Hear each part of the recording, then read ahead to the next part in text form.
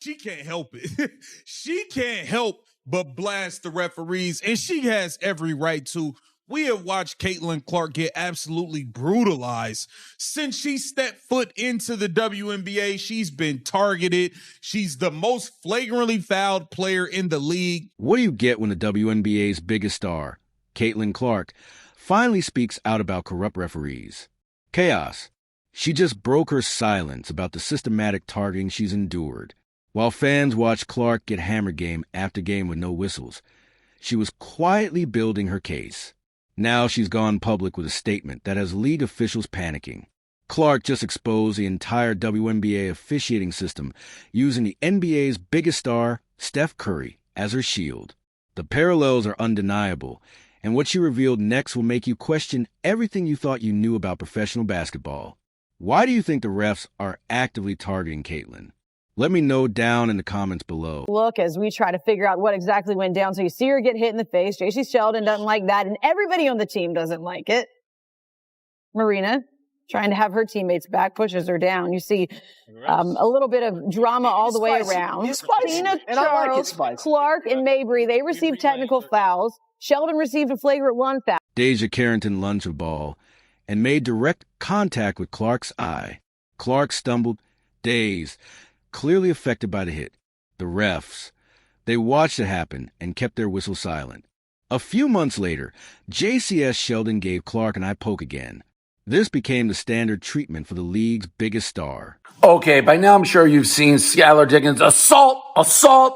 Caitlin Clark after Indiana blew out Seattle. Lissa Thomas delivered a brutal shoulder check that sent Clark crashing to the floor. Any other player gets a flagrant foul for that hit. Clark got a common foul assessment that barely registered as a penalty. These aren't isolated incidents. Jackie Young made contact with Clark's face, causing her to stumble backward. The officials called a common foul. During games against Seattle, Skylar Diggins Smith shoved Clark from behind near the bench. No whistle. I think it's pretty egregious what's been happening to us the last few games. A minus 31 free throw discrepancy. And I might be able to understand it if we were just chucking threes, but we're not. We're attacking the rim. And the disrespect right now for our team has been pretty unbelievable. So it's disappointing. Meanwhile, Clark received a technical foul for hitting the basketball hoop padding after missing a shot. The contrast reveals exactly how corrupt this system operates. The hits to Clark's shooting arm became routine.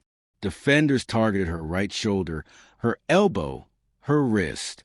Every game brought new examples of contact that would draw immediate flagrant fouls in college basketball or the NBA. WNBA refs treated these attacks like normal basketball plays. They enabled a culture where opponents knew they could physically punish Clark without consequences. Face guarding escalated beyond defensive intensity. Players grabbed Clark's jersey, held her arms, and made illegal contact away from the ball. The off-ball incidents multiplied game after game. Referees positioned themselves with clear sightlines to these fouls and chose not to call them. The pattern exposed a deliberate decision to allow targeted violence against the league's most marketable player. It's hard for us to find flow when there's a foul call every 10 seconds. I mean, it just really is. And when they're at the free throw line, we can't get up and down the floor. And that's a challenge. They were much more aggressive and physical defensively. We didn't counter that with our off-ball actions or with our back cuts. So they took us out of our comfort zone. I mean, offense is about rhythm. It's about timing. It's about spacing. We allowed them to do that, and they kept us from doing it. Stephanie White documented the mathematical proof of this corruption. She tracked a minus 31 free throw discrepancy during playoff games and called the situation egregious. The numbers don't lie when officials refuse to protect players driving to the basket. Lexi Hull took an elbow to the face from Kayla McBride. The refs called a foul on Hull herself. Aaliyah Boston absorbed contact in the paint that would generate flagrant reviews in any fairly officiated league. White expressed her frustration. I think there's a double standard in how people get their calls. The hostile officiating environment extended beyond Clark to her entire supporting cast. Nonsense, Kennedy Carter and all this stuff that was going on, targeted. If anybody deserves to take shots at the referees on all levels, it's Caitlin Clark. Kathy Engelbert, you did a terrible job of fixing the problem.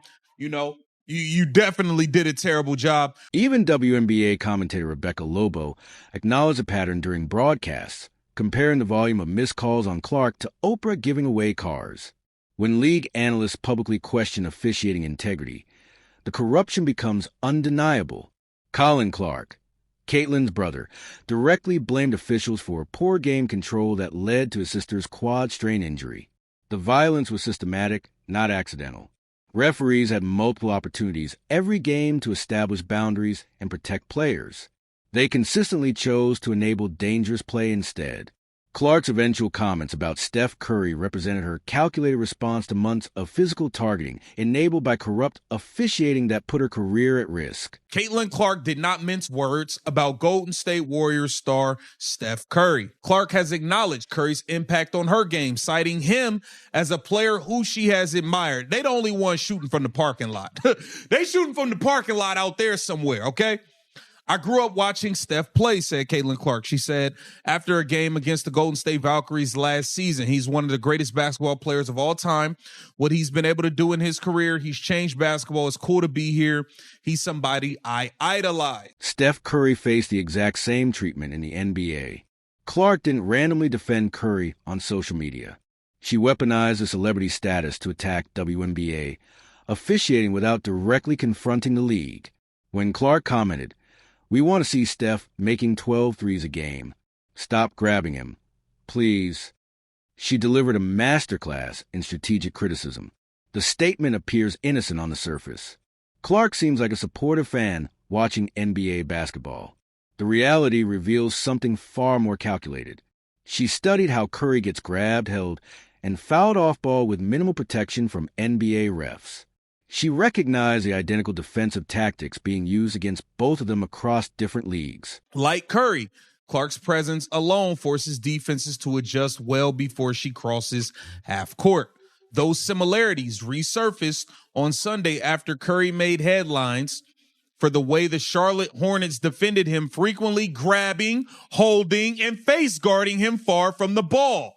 That sounds exactly like Caitlin Clark in the WNBA. Grabbing, holding, being face guarded, most flagrantly fouled, being targeted, all of this stuff. Curry himself acknowledged the frustration with physical defense, stating that while part of him fights it just because it's not real basketball, another part finds it flattering to know he commands such attention. He explained, "I've seen it all, so I know if that's how they want to guard, how I can be effective, not let it take me out of the game, but also kind of use it to our advantage as a team." Clark identified the perfect parallel between two revolutionary shooters who altered defensive strategies before crossing half court. Both players face identical treatment where opponents grab, hold, and physically punish them while referees choose not to intervene. The defensive strategy remains consistent across leagues. Target the star shooter and hope officials allow it. It gets it way worse than Steph Curry get it, though. Let's be clear. She get treated like she on a prison yard. She get treated like fresh meat on the prison yard. That's what Caitlin Clark gets treated like in the WNBA, all while making all these ladies all this money and getting them popular and got people watching them that wasn't watching them before. Her timing was surgical precision. Clark responded directly to a viral TikTok video where Curry discussed the physical defense he endured during a game against Charlotte. Despite the Warriors winning 136-116, Curry managed just 14 points because defenders grabbed him constantly without consequences. Clark watched this unfold and saw her own experience reflected back to the NBA's biggest swimmer. The phrase, "let them cook," became Clark's indirect plea for fair officiating. She advocated for both herself and Curry to receive the freedom necessary to showcase their abilities without excessive physical interference. The message translates perfectly. Stop allowing defenders to grab, hold, and foul star players who revolutionize basketball through their shooting range. Clark used Curry's NBA credibility as her shield. She couldn't directly attack WNBA officiating without facing potential league discipline. By framing her criticism through support for Curry, she gained protection while delivering the exact same message about corrupt officiating standards. The league office understood her true target immediately. Throughout her WNBA career, she has routinely faced aggressive coverage, constant ball pressure, and extended defensive attention designed to limit her shooting opportunities. Still, like Clary, Clark has continued to adopt impacting games through playmaking, off-ball movement, and drawing defensive attention that opens space for teammates. The strategy worked because both players share a revolutionary impact on basketball through exceptional deep shooting ability. Their defensive treatment reveals how officials across both leagues enable physical punishment of players who expand the game's boundaries. Clark exposed this pattern using the most high-profile example possible. Her comment represented a calculated strike against systematic corruption. She leveraged Curry's massive platform to amplify concerns about officiating that she experiences directly in the WNBA. The league now faces public scrutiny about their differential treatment of star players, and they're scrambling to address the comparison Clark deliberately created. Asia Wilson could get away with this. Look at this. And ESPN called this a highlight. You could clearly see both feet come off the ground and land again. That's illegal. And let's check this out. A double dribble. She spins, touches it with two hands. Like, this is first grade stuff. The refs, of course, they miss it because it's Asia Wilson. She's dribbling, touches it with two hands on the spin move, gathers it, and passes to a teammate. And watch this at travel. That's her pivot foot. Like, this is some Angel Reese type stuff. Like, 3 in one game? That's horrible. A.J. Wilson stepped to the free throw line 10 times during Game 5 against the Fever during the 2025 WNBA semifinals. Aaliyah Boston got 2 attempts. Wilson shot 6 for 20 from the field and struggled defensively all night. Boston battled physically under the rim and dominated the paint. The free throw disparity tells you everything about how these refs operate when certain players wear certain jerseys. Wilson set an illegal screen by extending her leg during Game 3. The foul got called on Lexi Hull instead. Aaliyah Boston took a clear foul from Alyssa Smith with no whistle. Same game, same refs, completely different standards. Wilson received another questionable foul call that Coach White deemed incorrect. The Aces pulled ahead while Boston accumulated fouls for playing aggressive defense within the rules. But you see in the fourth quarter, Asia Wilson's trying out for an offensive lineman position in the NFL. And then look at, if you don't want to be pissed off, don't watch this. In overtime, a moving screen with 2 minutes left. And this is the biggest shot of the game after fouling out Boston for less. 6th foul on Boston in Game 5 exposed the corruption completely. Boston fought for a clean rebound against Jackie Young. The refs called her 6th foul anyway. Wilson, meanwhile, got whistle after whistle despite her offensive struggles. She managed those 10 free throw attempts while Boston, who was getting hammered in the paint, only reached the line twice. The math doesn't add up unless you factor in deliberate bias. Coach Stephanie White described Boston as the worst officiated post player in the league. Boston rarely gets calls despite facing heavy contact every possession. Wilson benefits from established star protection that Clark and her teammates never receive. The same refs who watch Clark get targeted suddenly develop perfect vision when Wilson drives to the basket. They can call fouls fairly when they choose to do so. So we got a 4-point game in the middle of the third, and this is an offensive foul, right? That's what the refs say. This is how fair the WNBA is, but this is not a moving screen. That was way worse. And not only that, it led to 3 points and called this a foul on the Fever. This is the worst moving screen I've ever seen. And this in the fourth quarter in a 4-point game. Oh, it gets worse. In overtime, a moving screen right in front of everybody. And then guess what it leads to? A 3-pointer in a 2-point game with 2 minutes left. Another moving screen. Instead of calling this a moving screen on Asia Wilson, they call a foul on the Fever. I can't make this crap up. Wilson shot 1 for 1 from the field by halftime during Game 3. She finished 6 for 20 with only 13 points. The Aces still won that game partly because of favorable officiating. Wilson kept getting foul calls while struggling offensively. Boston played dominant basketball and got penalized for it. The contrast reveals how officials protect certain players regardless of their performance. The Fever attempted to challenge a foul call on Boston during Game 3. Officials reportedly refused to acknowledge the challenge. Chelsea Gray hit a momentum-swinging three-pointer immediately after. The sequence erased Indiana's hard-earned lead and shifted the game toward Las Vegas. Wilson benefited from calls that were never made for Indiana players who were clearly fouled. Look at these moving screens. She totally destroys Lexi Hall. And guess what? They get a 3-point bucket off that play. They didn't call that an offense foul. Look at this one.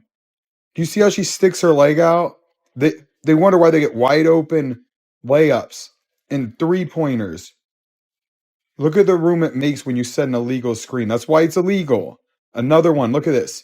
She moves over, and it's just enough time for her teammate to get a 3-pointer off. Watch how she does this. She thrusts her hips at the end. Look at it. Thrust her hips to get that extra space, and she gets an open layup. Like I said, 4 offensive fouls they didn't call, and they got 10 points. Kelsey Mitchell got hacked all night, without whistles, during Game 5. She eventually cramped up and needed medical attention from a physical punishment. Wilson continued receiving protection from the same refs who ignored obvious fouls on Mitchell. The pattern extends beyond just Clark to every Fever player who threatens Las Vegas dominance. The officiating committee structure appears designed to favor certain teams and players. Wilson received superstar treatment that Clark, despite being the league's biggest draw, never gets. The corruption isn't hidden anymore. These refs prove they can call games fairly when Wilson needs protection. They deliberately choose not to extend that same fairness to Clark and the Indiana Fever. Caitlin is allowed to be grabbed and held and all those things. Even to the point where I remember there was a broadcast where Rebecca Lobo pointed out, like, there's a foul, and there's a foul, and there's a foul, like Oprah giving away cards. Clark's Curry comment wasn't just support for an NBA star. She declared war on a corrupt system that's been targeting her for 2 seasons. The 2026 season approaches with Clark holding all the leverage and league officials scrambling to contain the damage. Every missed call next season gets magnified under the spotlight she created. The WNBA faces a choice between protecting their biggest asset or maintaining their broken officiating structure. The viewership numbers exposed exactly how much the league depends on Clark. Games featuring the Indiana Fever averaged over 8 million viewers when she played. After her injury, that number collapsed to 847,000 viewers, a 53% drop that sent shockwaves through league offices. Adam Silver expressed concern about Clark being treated fairly and appropriately because the NBA commissioner understands business realities. The WNBA's revenue engine went silent, and everyone noticed. Fans now recognize the patterns Clark highlighted. Social media amplifies every questionable call, and not all involving the Fever. Rebecca Lobo called out missed fouls during live broadcasts, stating, "There's a grab. There's a hold. Another grab. That's a foul. That's a foul." When Hall of Fame broadcasters publicly criticize officiating integrity, the corruption becomes undeniable. The informed fan base demands accountability that didn't exist before Clark spoke up. If you are promoting the WNBA, you want Caitlin Clark to go off, right? Like you want Caitlin Clark to shine and star and all those things. So you would want to alleviate some of the extra stuff, the egregious stuff, as Steph pointed out. Coach Stephanie White demanded an investigation into WNBA officiating, calling the situation egregious and disrespectful.